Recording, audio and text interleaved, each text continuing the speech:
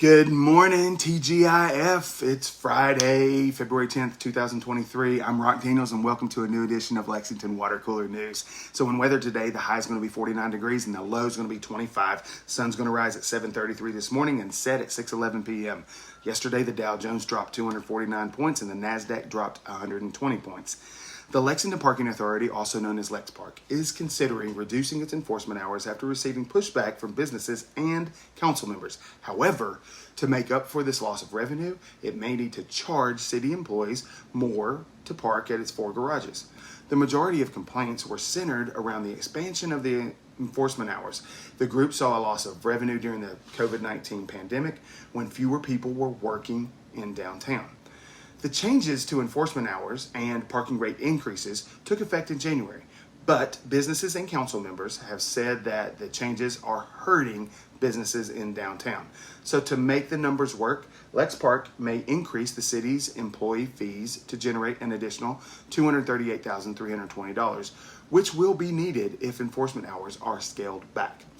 So the median home price in December 2022 in central and southern Kentucky was $240,000, an 8% increase from the previous year, according to Bluegrass Realtors. Townhouses and condominiums saw an even bigger increase, up 16%. The number of new real estate listings was down 25% in December compared to the previous year, and the year ended with $4.2 billion in overall residential sales. However, home sales dropped 37% in December, and the overall sales for the year decreased by 12%. So despite the real estate market uncertainty, home buyers may still have a reason to be hopeful as interest rates are projected to land right in the 5 to 6% range for 2023. So a partially decomposed body of an adult man was found in Lexington on Wednesday afternoon. The identity and cause of death is unknown, and the police are investigating whether foul play was involved. The city of Lexington is updating its open space regulations for the first time since 1960 to encourage safe and welcoming open spaces and enhanced accessibility and walkability. The new Open Space ZODA guidelines aim to optimize green spaces and incentivize sustainable infrastructure. So the Kentucky General Assembly has returned to the state capitol with Governor Andy Beshear, who's running for a second term as Democrat and facing a Republican-run legislature seeking to replace him.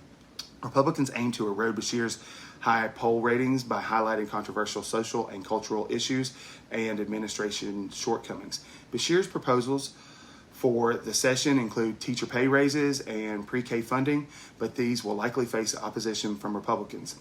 Beshear can use these positions to win re-election and recruit candidates for future elections, but he previously used his pardon power to legalize medical marijuana, leaving Republicans divided on the issue. Leadership is a key factor for voters in this election, and Beshear's leadership in the pandemic has given him an advantage in this contest.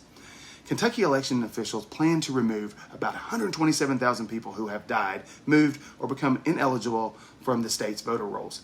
The state's Board of Elections has prioritized cleaning the voter rolls using data from change of address forms and DMV registrations to identify and remove voters. Some lawmakers have questioned the accuracy of the process and use of the Electronic Registration Information Center. Louisiana recently withdrew its membership in ERIC due to concerns raised by citizens and media reports. Well, that does it today. Have a wonderful Friday. Come join us at Lexington Water Cooler News again. We'll be here tomorrow with all your free news, weather, and sports by Rock Daniels and Rock Daniels Construction Company. So